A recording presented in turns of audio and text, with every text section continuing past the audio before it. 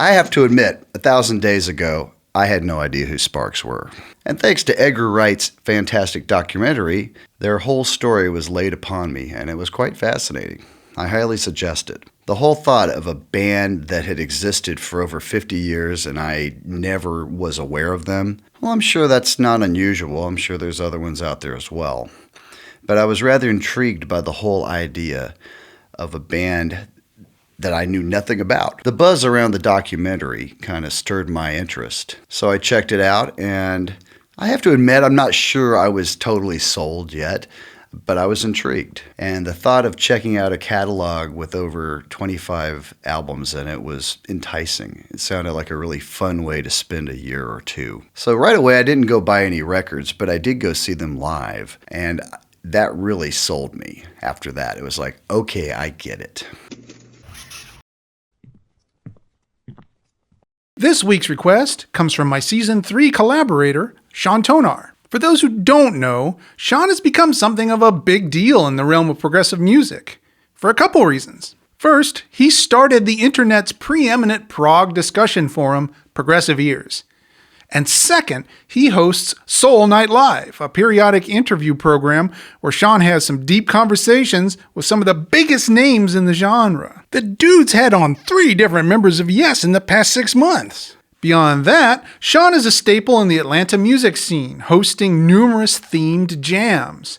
And he performs regularly with his own group, Story of a Life. And if you need a new instrument, he can help you with that too. Sean recommended Kimono My House by Sparks. More than recommended. He came by the house and we watched The Sparks Brothers, the documentary directed by Edgar Wright. And you know, before watching The Sparks Brothers, I would have told you with absolute certainty that I'd never heard anything from Sparks before. But once the movie got to the period of the late 80s and early 90s, I heard a song that I recognized immediately, knew every word even. And that song was Music That You Can Dance To. Music that you can dance to, that alone is enough for me. But here's what's been making me a little bit crazy. I can't tell you where I heard it before. If anyone out there knows of a bit of culture from that period that has a cover of Music That You Can Dance To, please let me know. It's kind of driving me nuts. But if you've seen the Sparks Brothers movie, you know that they come across as charming, quirky, dedicated, and certainly a lot more influential and important than many folks might think. And Kimono My House. I know it's their breakout album and that it signifies their move to England, both geographically and stylistically. But other than that, I got no clear idea about what I'm about to hear. Ready to give it a spin? Yeah, let's spark it up. Okay, Sean, hit us with some more knowledge. Does humor belong in music? If you enjoy the snarky humor of bands like 10cc, Todd Rundgren, Frank Zappa, or The Tubes, Sparks aren't much of a stretch. Sparks is basically the brainchild of 2 brothers, Ronald and Russell Mayle.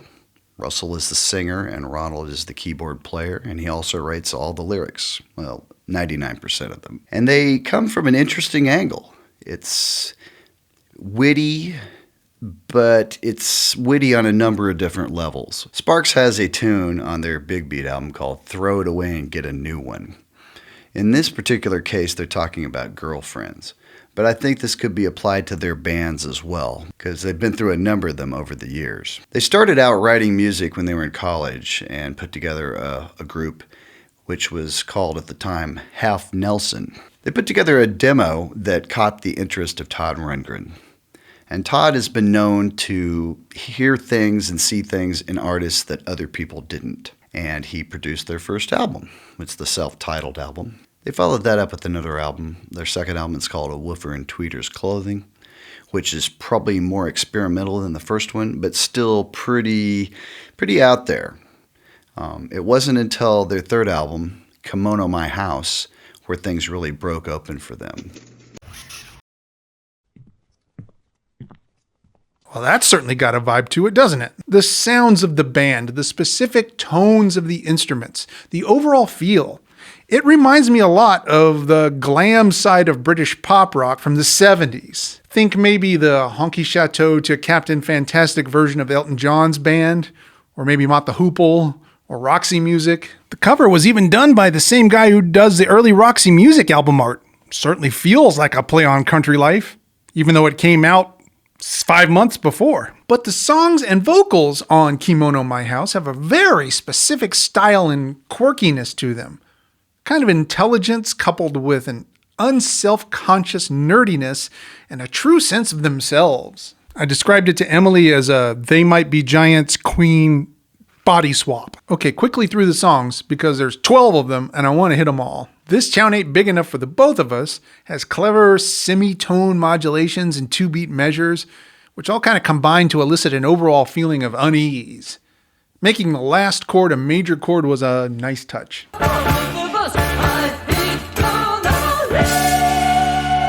Amateur Hour is catchy. Very catchy. Mid-70s Britpop. Super catchy. Plus, it's the only song that I know of that name drops Yehudi Menhuin. Boy, that's a fun name to say, isn't it? Yehudi? Yehudi. Say it with me. Yehudi. Yehudi. Yehudi. Overall, Amateur Hour is just ridiculously catchy. Did I mention that?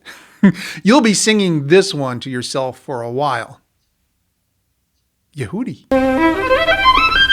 Falling in Love with Myself Again. Kind of a fun little pop song in waltz time, but it sure starts off quite grandiose. By contrast, there's no intro at all on Here in Heaven. First verse starts immediately. In fact, the entire song is kind of relentless. Doesn't let up for a second despite its dreamy tone. Nice chromatic motion in the verses. First listen of Thank God It's Not Christmas, and I immediately noticed the ascending major scale over the 5 chord, and that sharp 4 stood out in stark relief for me every time.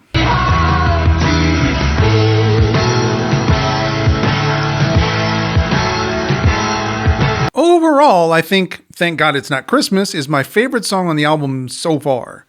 Clever changes, good use of dynamics, nice guitar work. But Hasta Mañana Monsieur might be a close second. Rockin' tune with a killer riff.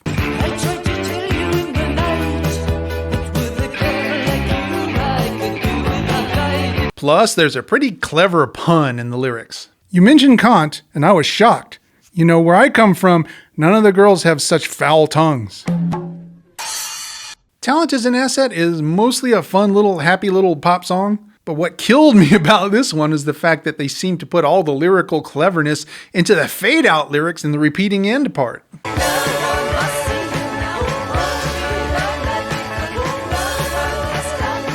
And next is Complaints. Harmonically interesting. That flat 6 in the verse, certainly clever, but there's something about the way that Russell sings the word complaints. Every time to me, it sounds like Corn Flakes. In My Family. This one felt like a bit of filler to me.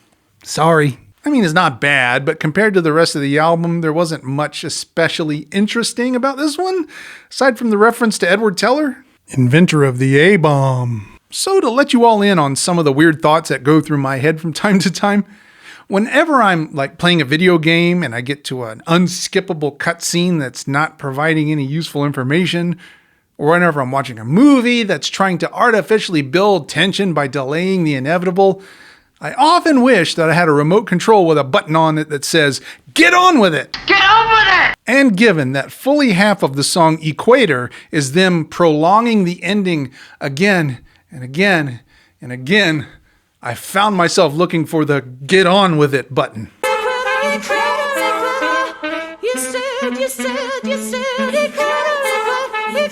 Get on with it! Only time on the album I ever considered skipping ahead. And then there's the bonus tracks. Barbecuity. Great title. Another one that's guaranteed to get stuck in your head. Plus the bass part is a dead ringer for some of the stuff that Peter Hook does on the Unknown Pleasures album by Joy Division.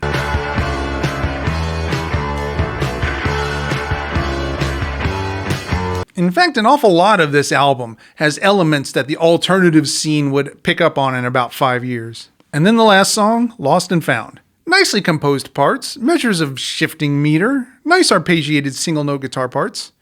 Not the strongest tune, it tends to over-repeat, but also not a bad way to end the album. This stuff's pretty fun so far. And no matter where I end up after a week of listening, I can tell you for sure that it's catchy as a head cold at Dragon Con. So let's see what happens after a week. Sean, come on back down and make with the facts. I got some more listening to do. The follow-up, Propaganda, was more of the same.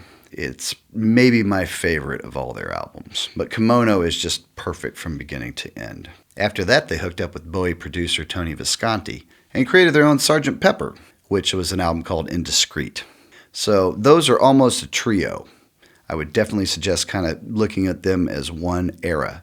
Beyond the trilogy I mentioned of Kimono, Propaganda, and Indiscreet, my favorite other trilogy would be the last 3 records they put out, which would be an album called Hippopotamus, another one called A Steady Drip Drip Drip, and their most recent album that just came out this year called The Girl Is Crying in Her Latte. It's like everything I liked about the earlier records and the techno records all kind of gelled into one whole. Go into this listening to the lyrics first. I think that's the best way to approach this band.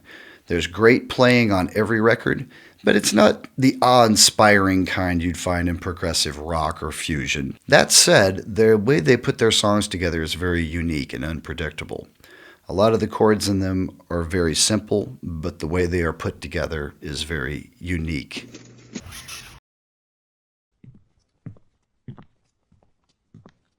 You know, I think I'm glad I didn't discover Sparks earlier. When I started this channel 3.5 years ago, one of the first albums I tackled was the David Bowie classic The Rise and Fall of Ziggy Stardust and the Spiders from Mars. Because growing up with Butch Trucks as my dad, I inherited some pretty strong opinions about not only Bowie, but T-Rex, Roxy Music, the New York Dolls, and the whole glam scene in general. Butch tended to think of the whole lot of them as style over substance.